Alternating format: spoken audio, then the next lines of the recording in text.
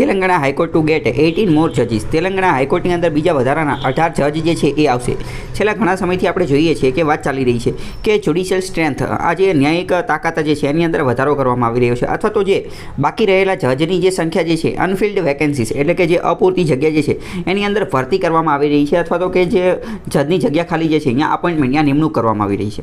આની પહેલાં પણ મેં તમને કીધું હતું, શું કીધું હતું કે ભારતની જ્યુડિશરી ન્યાયતંત્રની અંદર ઘણા બધા કેસ છે, ઘણા બધા કેસ એ પેન્ડિંગ છે, તારીખ પે તારીખ, બરાબર. અને ઘણા બધા કેસ વારંવાર લાંબો સમય લાગી જાય હોય. એક કેસ ઓછામાં ઓછા 5-10 વર્ષ તો ચાલી જાય, 5-10 વર્ષ તો ઓછામાં ઓછા છે, બરાબર. તો આની પાછળનું એક કારણ એ પણ છે કે જજ જે છે, જજની સંખ્યા પૂરતી નથી, અપૂરતી જજની સંખ્યા છે. આની પહેલાં જ્યારે ચલાવ્યું ત્યારે કીધેલું હતું કે આ જ્યુડિશરી ન્યાયતંત્રની અંદર જે શિથિલતા અથવા તો એની અંદર મોડું થવાના, ડિલે થવાના કારણ શું છે, અત્યારે આપણે એ વાત નહીં કરીએ. તો તેલંગાણા હાઈકોર્ટની અંદર 18 નવા જજની નિમણૂક થયેલી છે. તો the Telangana high court will see one of the biggest hikes in the judicial strength across the country in a long time after Chief Justice of India took up with the Prime Minister and Union Law Minister's High Court's 2-year-long pending request for more judges to tackle an alarming increase in its case pendency. હવે જો અહીંયા સમજો, તેલંગાણા હાઈકોર્ટની આપણે વાત કરીએ તો એની અંદર આજે 18 નવા જજ આવેલા, એ કંઈ એની એ જજ જે અનફિલ્ડ વેકેન્સી જે છે એ ભરવામાં આવેલી છે એવું નથી. અહીંયા અનફિલ્ડ વેકેન્સીની એવી વાત નથી. પહેલાં તેલંગાણા હાઈકોર્ટની અંદર જેટલા જજ હતા એ જજની સંખ્યામાં તે 18નો વધારો કરવામાં આવેલો છે. જજની સંખ્યામાં તે 18નો વધારો કરવામાં. તમે ઘણી બધી જોયેલું હશે, શું જોયેલું હોય કે તમે કોઈ ફોર્મ ભરતા હોય, કોઈ ભરતી આવેલી હોય, બરાબર. માની લો કે જીપીએસસી ક્લાસ 1-2ની ભરતી આવેલી છે, અથવા માની લો કે તલાટીની ભરતી આવેલી છે, બરાબર. તો તમે ચેક કરો કે જ્યારે ફોર્મ ભરતા હોય ત્યારે હજાર વિદ્યાર્થીઓ લેવાના હોય, બરાબર, 1000ની ભરતી હોય, પરંતુ પછી આગળ જતાં જાહેરાત કરે કે બીજા નવા 500 પણ લેવાના છે, બીજા નવા 500, એટલે કે ટોટલ કેટલી થઈ જાય, 1500ની ભરતી થઈ જાય. તો એવી રીતે 18 જજ જે જજની સંખ્યા હતી એની અંદર જ વધારો કરી દીધો છે, એટલે કે હવે બીજા 18 જેટલા જજની સંખ્યા હતી એમાં વધારો કરી અને બીજા 18 ઉમેરી દીધા છે. પરંતુ આ કંઈ નવી વસ્તુ નથી. આની પહેલાં ઘણા લાંબા સમયથી તેલંગાણા હાઈકોર્ટે કીધેલું હતું, આની માટેની રિક્વેસ્ટ, આની માટેની જે વિનંતી કરેલી હતી, આ જજની સંખ્યા વધારવાનું અને ઘટાડવાનું એ કાર્ય કોણ કરી શકે. પહેલાં તો અહીંયા એ સવાલ પણ ઉદ્ભવે કે કયા હાઈકોર્ટની અથવા કયા સુપ્રીમ કોર્ટની તો એક જ છે, એટલે કે સુપ્રીમ કોર્ટની અથવા હાઈકોર્ટની જજની સંખ્યા વધારવી છે અથવા ઘટાડવી છે, તો એ નક્કી કોણ કરે, એ કઈ રીતે કરી શકે? એ નક્કી કરવાનું કાર્ય જે છે પાર્લામેન્ટ એટલે કે સંસદ કરે છે. એ પાર્લામેન્ટ એટલે કે સંસદ કરે છે. સુપ્રીમ કોર્ટની અંદર વાત કરીએ તો 33+1 એટલે કે 34 જજ છે. તો આ નક્કી કોણ કરે? જેમ કે સુપ્રીમ કોર્ટ જ્યારે શરૂઆતમાં જ્યારે સ્થાપના થઈ તો 3+1 એટલે કે 4 જ જજ હતા, પછી ધીમે ધીમે 9+1 એટલે કે 10 જજ હતા, ધીમે ધીમે વધતા ગયા એમ અત્યારે 33+1 એટલે કે 34 થઈ ગયા.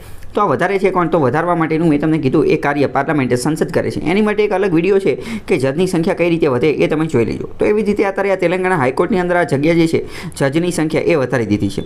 તો high court will witness 75% increase in its sectional bench strength with the immediate effect. તાત્કાલિક આ તેલંગાણા હાઈકોર્ટની અંદર જે જજની સંખ્યા જે છે એમાં 75% વધારો કરી દેવામાં આવશે.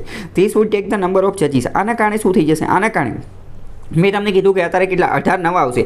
તો પહેલાં કેટલા હતા? પહેલાં 24 હતા અને બીજા 18 આવશે, એટલે ટોટલ હવે 42 થઈ જશે. ટોટલ હવે કેટલા? 42 જજ જેટલા થઈ જશે. તો હાઈકોર્ટ રિક્વેસ્ટ ફોર મોર જજ had been lying with the centre since February 2019. ફેબ્રુઆરી 2019થી જ આ લોકો જે છે તેલંગાણા હાઈકોર્ટ અથવા તેલંગાણાએ જે છે એ રિક્વેસ્ટ કરેલી હતી કે અમને જે છે એ જજની સંખ્યા વધારવી છે, કારણ કે એના કેસ પેન્ડિંગ કેટલા છે? તો કે 2.37 લાખ જેટલા કેસ પેન્ડિંગ છે. તો તમે થોડાક જજની સંખ્યા વધારો તો અમે ફટાફટ કરી શકીએ. તો આ પ્રશ્ન નાની પરીક્ષાઓમાં પૂછવા લાયક છે કે તેલંગાણા હાઈકોર્ટમાં હાલમાં જજની સંખ્યા કેટલી છે? તો હાલમાં એની સંખ્યા 42 છે, બરાબર. The proposal for an hike એટલે કે વધારો sectional bench strength was the first to the law union ministry. સૌ પહેલાં જે છે એ આ હાઈકોર્ટ તેલંગાણા હાઈકોર્ટના જે ચીફ જસ્ટિસ એટલે કે તેલંગાણા હાઈકોર્ટના જે મુખ્ય ન્યાયાધીશ હતા એમને 2019ની અંદર કેન્દ્રના જે કાયદા મંત્રી જે છે એને આ રિક્વેસ્ટ કરેલી હતી, પરંતુ ધ રિક્વેસ્ટ વોઝ એન્ડોર્સ્ડ. અને પરંતુ આગળ જતાં આ રિક્વેસ્ટ જે છે એને એના જે સીએમ જે છે તેલંગાણાના સીએમ અને તેલંગાણાના જે ગવર્નર જે છે રાજ્યપાલ એના દ્વારા પણ સમર્થન મળેલું હતું. અને પછી અત્યારે તો આ બધું થઈ ગયું અને પછી એમને એશ્યોરન્સ આપેલું હતું કે હા વાંધો નહીં, તમે ચિંતા ન કરો, બધું થઈ જશે, હવરાવાના કે નવા જજ આપી દેશું. અને અત્યારે તો હવે મંજૂરી મળી પણ ગઈ છે. થોડી વાત કરીએ કે વેકેન્સીઝ ઇન હાઈકોર્ટની અંદર વેકેન્સી, આ આખો મુદ્દો શું છે? એ હાઈકોર્ટની અંદર વેકેન્સી એટલે કે જજની જગ્યા ખાલી હોય તો શું કરવાનું નહીં બધું. તાજેતરમાં સુપ્રીમ કોર્ટે જે છે એ સરકારને પૂછેલું છે.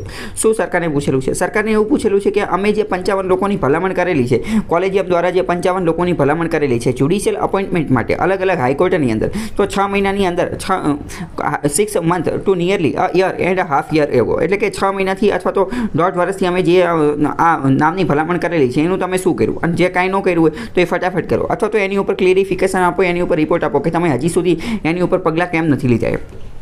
આખો મુદ્દો શું એ તમે સમજો. પહેલાં તો જે રેગ્યુલર સ્ટુડન્ટ જે છે એને ખ્યાલ આવી ગયો છે. જો ન ખ્યાલ આવ્યો હોય તો આવી રીતે સમજો. કોઈ પણ હાઈકોર્ટની અંદર અથવા તો સુપ્રીમ કોર્ટની અંદર જજની નિમણૂક કઈ રીતે થાય, હાઈકોર્ટની અંદર અને સુપ્રીમ કોર્ટની અંદર જજની નિમણૂક કઈ રીતે થાય, તો આ બંનેની અંદર જજની નિમણૂક જે છે એ કોલેજિયમ દ્વારા થાય. કોના દ્વારા? કોલેજિયમ દ્વારા થાય છે. હવે કોલેજિયમ દ્વારા એની નિમણૂક થાય તો કોલેજિયમની અંદર કોણ હોય? તો કોલેજિયમની અંદર 1+4 જજ હોય. 1+4 એટલે કે એક CJI ભારતની જે સુપ્રીમ કોર્ટ જે છે એના મુખ્ય ન્યાયાધીશ અને બીજા 4 જે છે એ સિનિયર મોસ્ટ જજીસ છે. સિનિયર મોસ્ટ જજીસ એટલે કે સુપ્રીમ કોર્ટની અંદર જે સિનિયોરિટી પ્રમાણે જે સિનિયર હોય, સિનિયોરિટી પ્રમાણે જે સૌથી વધુ અનુભવ ધરાવતો હોય કોર્ટની અંદર એ 4 જણા હોય. તો આ પાંચે 5 જણા આ આખું કોલેજિયમ ભેગું થઈ અને નક્કી કરે કે કઈ હાઈકોર્ટની અંદર કયા જજની નિમણૂક કરવાની છે. એટલે કે ગુજરાત હાઈકોર્ટના CJI એટલે કે મુખ્ય ન્યાયાધીશ કોને બનાવે છે, ગુજરાત હાઈકોર્ટની અંદર બીજા કયા જજની નિમણૂક કરવાની છે, એ બધું નક્કી કોણ કરે? એ મેં તમને પહેલાં કહી દીધું, કોલેજિયમ નક્કી કરે.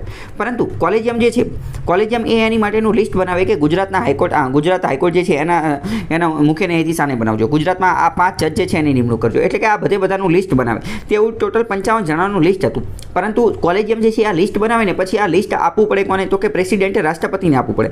રાષ્ટ્રપતિ જે છે એ આ લિસ્ટ જોવે અને પછી COM કાઉન્સિલ ઓફ મિનિસ્ટર મંત્રીમંડળ જે છે એની સાથે વાટાઘાટો કરે અને પછી જે છે એ બધાની નિમણૂક કરવામાં આવે. બરાબર?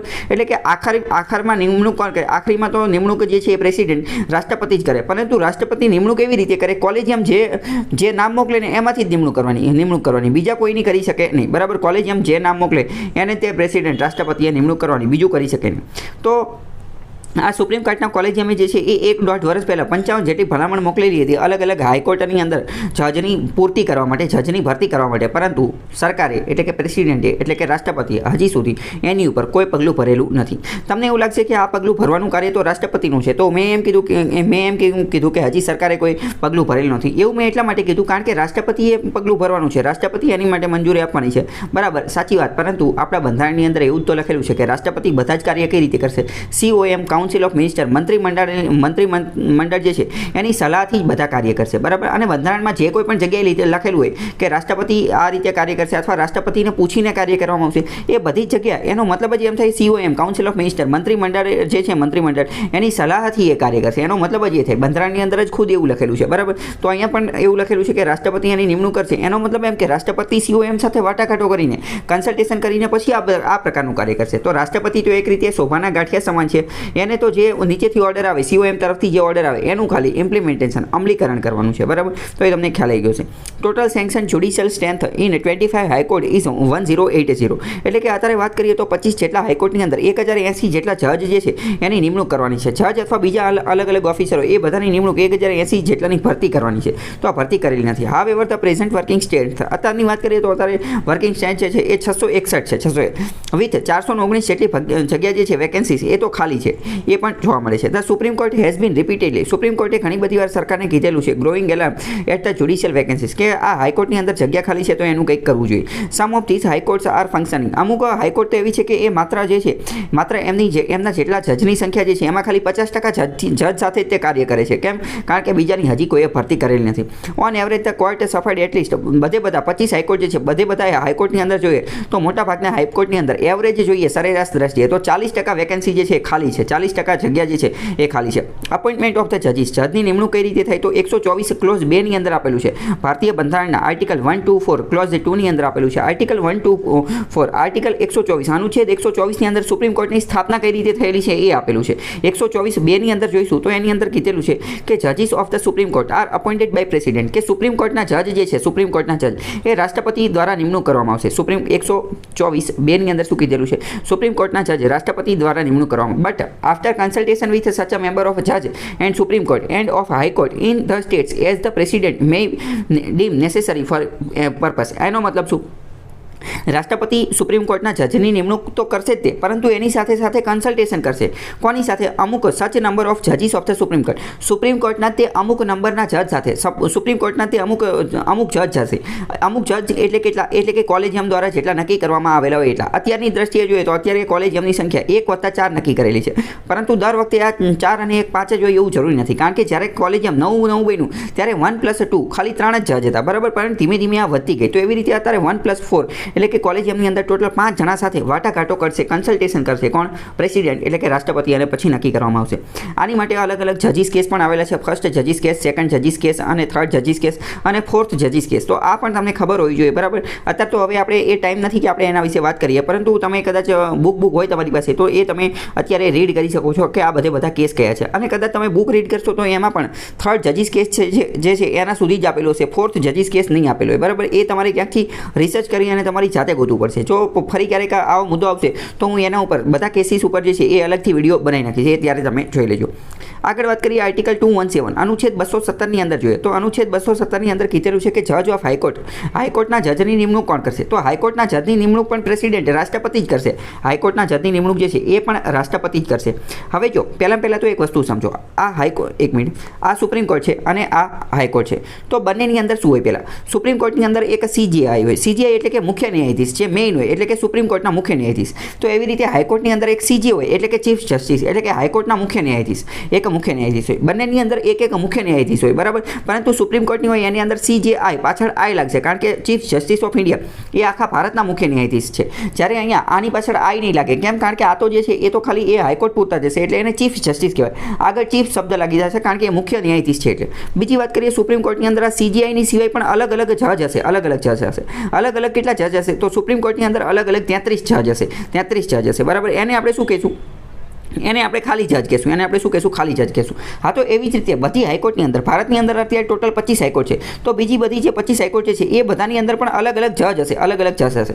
તમારો પ્રશ્ન થશે કે આમાં કેટલા જજ હશે? તમે કીધું આ સુપ્રીમ કોર્ટમાં 33 છે, તો આમાં કેટલા છે? તો આમાં હવે 25 હાઈકોર્ટ છે, તો કંઈ બધાને કંઈ આપણે યાદ રાખવાનું જવાનું હોય, બરાબર. એટલે આમાં બધી હાઈકોર્ટની અંદર અલગ અલગ હશે. જેમ કે ગુજરાત હાઈકોર્ટની અંદર અલગ, રાજસ્થાન હાઈકોર્ટની અંદર અલગ, બરાબર. તો એ બધાને યાદ રાખવાની જરૂર નથી, પરંતુ ટૂંકમાં ખાલી આ બ્રેકઅપ જે છે એ યાદ રાખો કે સુપ્રીમ કોર્ટમાં એક CJI હશે અને બીજા 33 જજ હશે. એવી જ રીતે દરેક હાઈકોર્ટની અંદર એક CJ એટલે કે મુખ્ય ન્યાયાધીશ હશે અને એક જે બીજા અન્ય જજ હશે એ હશે, બરાબર. તો આમાં થાય શું? આમાં થાય એવું કે CJIની પણ અલગથી નિમણૂક કરવાની આવે અને આ જે જસ્ટિસ બીજા જજ જે છે એની પણ અલગથી નિમણૂક કરવામાં આવે. આ જે હાઈકોર્ટના પણ CJ ચીફ જસ્ટિસ, હાઈકોર્ટના મુખ્ય ન્યાયાધીશ અને હાઈકોર્ટના જજ એની પણ અલગ અલગ નિમણૂક કરવાની આવે. પહેલાં તો એટલું યાદ રાખી લો કે આ બધાની નિમણૂક જે છે, બધાની નિમણૂક, આ ચારેની નિમણૂક જે છે એ તો પ્રેસિડેન્ટ જ કરશે. એ કોણ કરશે? એ તો રાષ્ટ્રપતિ એટલે કે પ્રેસિડેન્ટ જ કરશે, બરાબર.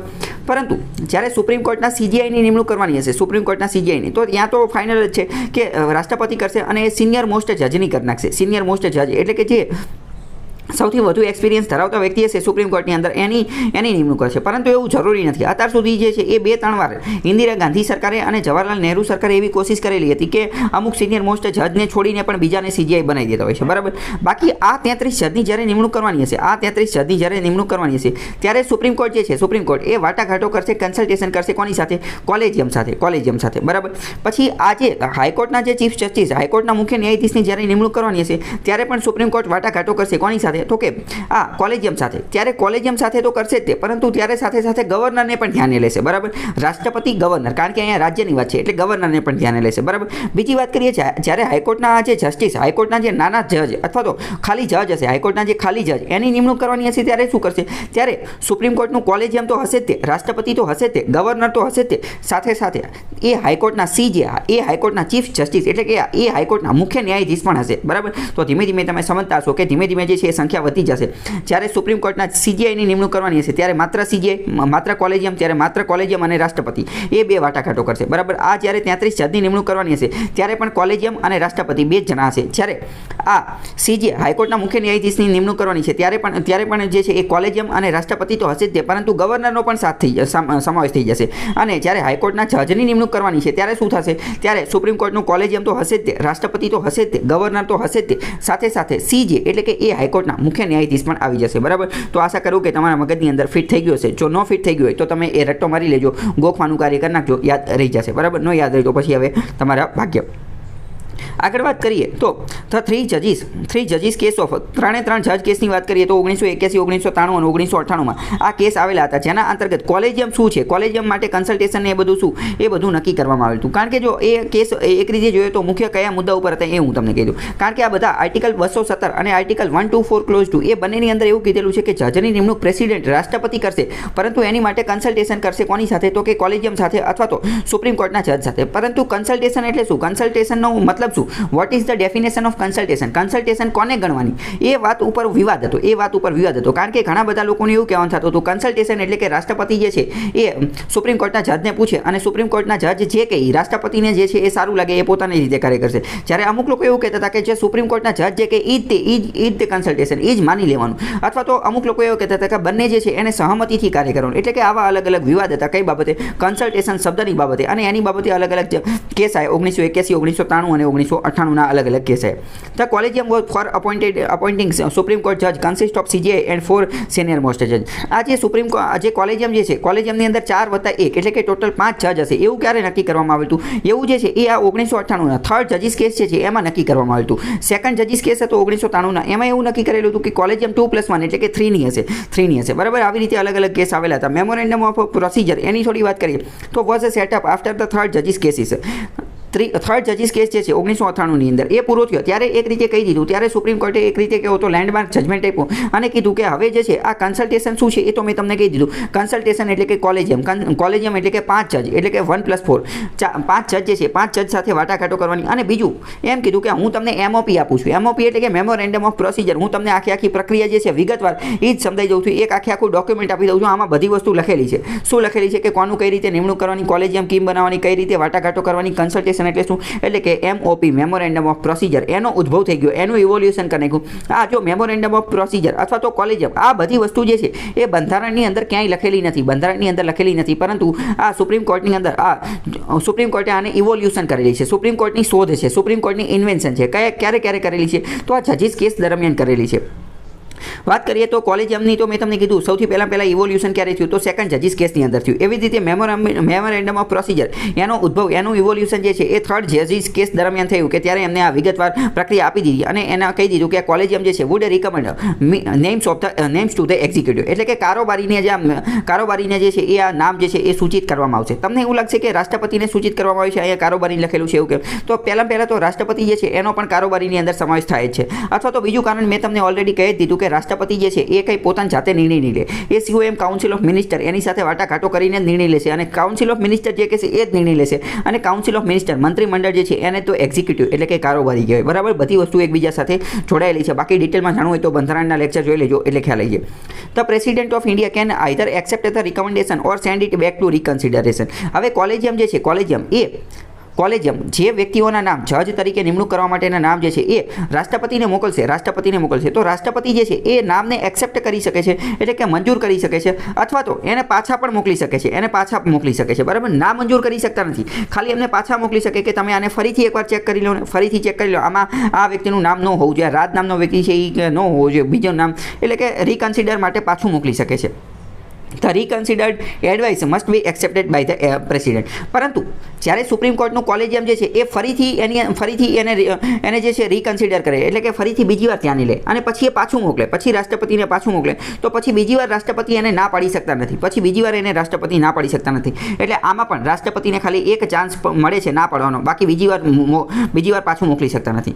અને સુપ્રીમ કોર્ટના જે કોલેજિયમ જે છે એને એવું જરૂરી નથી કે રાષ્ટ્રપતિએ પાછું મોકલ્યું અને રાષ્ટ્રપતિએ જે સુધારો કરવાનો કીધો એ કરવાનો જ ફરજિયાત, એવું જરૂરી નથી. જેમ કે રાષ્ટ્રપતિએ એવું કીધું કે આ રાજ નામનું નામ જે છે મને પસંદ આવતું નથી, આને તમે જજ તરીકે નિમણૂક ન કરો, પરંતુ સુપ્રીમ કોર્ટને પાછું મોકલ્યું તો એ તો સુપ્રીમ કોર્ટને સારું લાગે કે ના રાજ તો ખૂબ જ કાર્યક્ષમ છે, એ તો સુપ્રીમ કોર્ટના જજ બનવા માટે અથવા હાઈકોર્ટના જજ બનવા માટે યોગ્ય છે, તેનું નામ એમને રાખે, એ તો નોય કાઢે. બરાબર, એટલે કે એની અંદર અમેન્ડમેન્ટ કરશે જ તે, એવું જરૂરી નથી. એ જે છે એ કોલેજિયમ ઉપર છે. બરાબર, એટલે કે ટૂંકમાં કોલેજિયમ પાસે જ તે પાવર છે. ટૂંકમાં એક રીતે જોઈએ કે સૌથી વધુ પાવર કોની પાસે છે, જજની અપોઇન્ટમેન્ટ નિયુક્તિ કરવાનો, તો એ બધો પાવર જે છે એ કોની પાસે, કોલેજિયમ પાસે છે. સરકારે આ પાવર છીનવવાની કોશિશ કરેલી હતી 99માં બંધારણીય સુધારાથી. કઈ રીતે, તો કે national commission four judicial appointment આ બનાવવામાં આવેલું હતું, પરંતુ સુપ્રીમ કોર્ટે એને સ્ટ્રક ડાઉન, રદ કરી નાખેલું કે આ અલ્ટ્રાવાયર છે એવું કહીને. કોલેજિયમ સિસ્ટમ શું છે તો એ કહીએ તો it is a system of appointment and transfer of જજીસ છે. કોલેજિયમ સિસ્ટમ એ એક પ્રકારની સિસ્ટમ છે કે જેના અંતર્ગત જજની અપોઇન્ટમેન્ટ નિમણૂક કરવામાં આવે છે અને જજનું ટ્રાન્સફર બદલી કરવામાં આવે છે. That is evolved through judgement. બંધારણમાં કોલેજિયમ લખેલું નથી, પરંતુ સુપ્રીમ કોર્ટના અલગ અલગ જજમેન્ટ દ્વારા એનું ઇવોલ્યુશન થયેલું છે, એટલે કે એનું ઉત્ક્રાંતિ થયેલી છે, ધીમે ધીમે એની શોધ થયેલી છે. And not by any act of parliament. Collegium જે છે એ સંસદના કાયદા દ્વારા પણ બનાવેલું નથી અને બંધારણમાં પણ આપેલું નથી. તમને એવું લાગે હું તમને શું લેવા કહું છું, કારણ કે વિધાનવાળા વાક્યમાં ડાયરેક્ટ કહી દેશે કે કોલેજિયમ જે છે એક બંધારણીય સંસ્થા છે અથવા તો કોલેજિયમ વિશે બંધારણમાં મૂળ બંધારણમાં ઉલ્લેખ હતો તો એ વિધાન ખોટું પડી જશે અથવા કહી જશે કે કોલેજિયમ એ સંસદની જે છે એ કાયદા દ્વારા બનેલું છે તો એ બધા વિધાન ખોટા પડી જશે. સુપ્રીમ કોર્ટનું કોલેજિયમ જે છે એના હેડ કોણ હોય છે? એના હેડ હોય છે સીજીઆઈ એટલે કે સુપ્રીમ કોર્ટના મુખ્ય ન્યાયાધીશ અને બીજા 4 જજ પણ હોય છે. બીજા 4 કયા જજ હોય છે? તો કે સિનિયર મોસ્ટ જજ હોય છે. હાઈકોર્ટની અંદર પણ સેમ આ જ પ્રકારનું કોલેજિયમ હોય છે. હાઈકોર્ટની અંદર આ કોલેજિયમ હોય એના પણ મુખ્ય જજ જે છે એ સીજે એટલે કે એના હાઈકોર્ટના મુખ્ય ન્યાયાધીશ અને બીજા 4 સિનિયર મોસ્ટ જજ હોય. તો આની ક્યારે જરૂર પડે? આની ત્યારે જરૂર પડે જ્યારે હાઈકોર્ટની અંદર જજની નિમણૂક કરવાની હોય ત્યારે હાઈકોર્ટના જજ સાથે વાટાઘાટો કરવામાં હોય. પરંતુ ત્યારે સુપ્રીમ કોર્ટનું કોલેજિયમ તો હોય જ તે સાથે સાથે હાઈકોર્ટનું કોલેજિયમ પણ હોય. Names recommended for appointment by high court collegium reaches the government only after approval by CJI and SC collegium. બરાબર, એટલે જો મેં તમને કીધું એ જ તે હાઈકોર્ટની અંદર જ્યારે કોઈ માની લો કે ગુજરાત હાઈકોર્ટ છે, ગુજરાત હાઈકોર્ટની અંદર જજની નિમણૂક કરવાની છે અથવા ગુજરાત હાઈકોર્ટના સીજે મુખ્ય ન્યાયાધીશની નિમણૂક કરવાની છે તો એ નક્કી કોણ કરશે? એ ગુજરાતનું કોલેજિયમ નક્કી કરશે. ગુજરાતનું કોલેજિયમ 1+4 એટલે કે ટોટલ 5 જણાનું હશે. ટોટલ 5 જણા તો ગુજરાતનું કોલેજિયમ આ નક્કી કરશે. પરંતુ ગુજરાતના કોલેજિયમ આ નક્કી કરી નાખ્યું પછી ગુજરાતનું કોલેજિયમ આ વસ્તુ જે છે એ ડાયરેક્ટ રાષ્ટ્રપતિને નહીં મોકલે, પરંતુ ગુજરાતના કોલેજિયમ જે છે એ જે આ લિસ્ટ હશે એ લિસ્ટ પહેલાં સુપ્રીમ કોર્ટના કોલેજિયમને મોકલશે અને સુપ્રીમ કોર્ટનું કોલેજિયમ જે છે એને વેરીફાઈ કરશે, અપ્રૂવ કરશે, મંજૂરી આપશે. પછી જ એ પ્રેસિડેન્ટ એટલે કે રાષ્ટ્રપતિ પાસે જશે. જો સુપ્રીમ કોર્ટનું કોલેજિયમ એને ના પાડી દેશે તો એ પાછું ગુજરાત હાઈકોર્ટ પાસે આવી જશે. ગુજરાત જેનું જે છે એને ફરીથી એને રિકન્સિડર કરવું પડશે. બરાબર, તો હવે તમે બંને કોલેજિયમ શું છે એ ધીમે ધીમે સમજી ગયા છો. જો ન સમજાય તો પાછું બેક કરી અને ફરીથી જોઈ લો. જજીસ ઓફ ધ હાયર જ્યુડિશરી ઉચ્ચ ન્યાયતંત્રની અંદરના જજ જે છે એ અપોઇન્ટ કઈ રીતે કરવામાં છે? તો કે only through the collegium system. ઉચ્ચ લેવલના જજ જે છે એ માત્ર કોલેજિયમથી જ એનો નક્કી કરવામાં આવે છે અને ગવર્મેન્ટ સરકારનો રોલ એની અંદર કેવો છે? એક રીતે કહી શકાય કે એડવાઇસરી જેવો જ રોલ છે, કારણ કે એનો બહુ જાજો રોલ છે નહીં. કોલેજિયમ જે નક્કી કરે એની નિમણૂક કરવી પડે. સરકાર વધુને વધુ શું કરે? તો સરકાર વધુને વધુ એકવાર એ જે લિસ્ટ જે છે એને પાછું મોકલી શકે, બીજું કંઈ કરી શકે નહીં. હા, બીજી વસ્તુ એ કે સરકાર એને પેન્ડિંગ રાખી શકે છે જે અત્યારે 1-1.5 વર્ષથી પેન્ડિંગ છે તે, બીજું કંઈ એમનો રોલ છે નહીં. The government's role is limited એટલે કે સરકારનો રોલ નિયંત્રિત છે. કોની અંતર્ગત? તો કે આ જે સીજીઆઈ સુપ્રીમ કોર્ટના જજની ને બધાની નિમણૂક કરવામાં. Getting an inquiry conducted by Intelligence Bureau if a lawyer is to be elevated as a જજ in high court or Supreme Court. તો આનો મતલબ શું થાય? આનો મતલબ એમ કે જે છે સરકાર જે છે આઈબી દ્વારા જે છે એ અમુક પ્રકારની જાંચ, અમુક પ્રકારની તપાસ કરાવી શકે છે. આઈબી એટલે કે ઇન્ટેલિજન્સ બ્યુરો. ભારતની અંદર 2 સંસ્થા છે, એક તો RAW research and analysis wing અને આઈબી એટલે કે ઇન્ટેલિજન્સ બ્યુરો. RAW જે છે RAW એ વિદેશની અંદર સંશોધન કરવાનું કાર્ય કરે છે એટલે કે વિદેશની અંદર મોનિટરિંગ કરવાનું, દેખરેખ કરવાનું, ભારત વિરોધી કોઈ ષડયંત્ર કે એવું કંઈ નથી થઈ રહ્યું એ કાર્ય કરે છે. જ્યારે આઈબી જે છે એ ભારતની અંદર તો કોઈ હુમલો કરવાની કોશિશ નથી કરતા એની ઉપર એટલે કે અંદરની અંદર દેખરેખ કરવાનું કાર્ય કરે છે. તો સરકાર જે છે કોઈ એવો વકીલ છે અથવા કોઈ એવો વ્યક્તિ છે કે જે હાઈકોર્ટનો અથવા સુપ્રીમ કોર્ટનો જજ બનવા જઈ રહ્યો છે તો આઈબીને એવું નથી કહી શકતા કે તમે આ જે હાઈકોર્ટનો જજ અથવા સુપ્રીમ કોર્ટનો જજ બનવાવાળો જે વ્યક્તિ જે છે આ લોયર, આ વકીલ જે છે આનો જજ બનશે એની તમે અમને ડિટેલ લઈ એને આપો, એવું સરકાર કહી શકતી નથી. એટલે કે જજનો જ્યારે મામલો આવી જાય ત્યારે એ કેસ એકદમ સેન્સિટિવ બની જાય છે. સરકારનો રોલ લિમિટેડ થઈ જાય છે, એટલો બધો લિમિટેડ થઈ જાય છે કે આઈબીને પણ એની ઉપર ઇન્વેસ્ટિગેશન તપાસ માટે નથી કહી શકતા. તો આઈબી શું છે એ જોઈએ. ઇન્ટેલિજન્સ બ્યુરો આ એક રેપ્યુટેડ એટલે કે નામાંકિત સંસ્થા છે અને સ્થાપના કરવામાં આવેલી હતી ઇન્ટેલિજન્સ એજન્સી તરીકે એટલે કે શોધખોળની સંસ્થા તરીકે. Automatically control by the Ministry of Home Affairs, ગૃહ મંત્રાલય અંતર્ગત કાર્ય કરે છે. It can also raise object, એ અમુક પ્રકારના ઓબ્જેક્ટ ઉઠાવી શકે છે and seek clarification regarding the collegium choice. Collegium જે છે એ કોઈ પણ વ્યક્તિ કોઈ કોલેજિયમ જે છે આપણે જોયું કોલેજિયમ શું છે એ અત્યારે જોયું જજની નિમણૂક કરવા માટેનું. તો કોલેજિયમ કયા જજની નિમણૂક કરે છે, કયા જજનું નામ જે છે એ સજેસ્ટ કરે છે, ભલામણ કરે છે એટલે કે જે લિસ્ટની અંદર જે નામ લખે એની ઉપર પ્રશ્ન ઉઠાવી શકે છે અથવા તો એ કોલેજિયમને પૂછી શકે છે સ્પષ્ટતા કરવા માટે, ક્લેરિફિકેશન કરવા માટે કે તમે આ જ નામ કેમ કીધું. તો એ કોણ પૂછી શકે છે? એ આઈબી પૂછી શકે છે. But if the collegium retest the same name, પરંતુ જો કોલેજિયમ ફરીથી એના એ જ નામ રાખશે તો પછી સરકાર જે છે એ બાઉન્ડ છે, સરકારે પછી એને જે છે એ અપોઇન્ટ કરવા જ પડશે, બીજો કોઈ રસ્તો છે નહીં. બરાબર, એટલે આઈબીનો પણ આની અંદર રોલ આવી જાય છે એ સમજવાનું છે.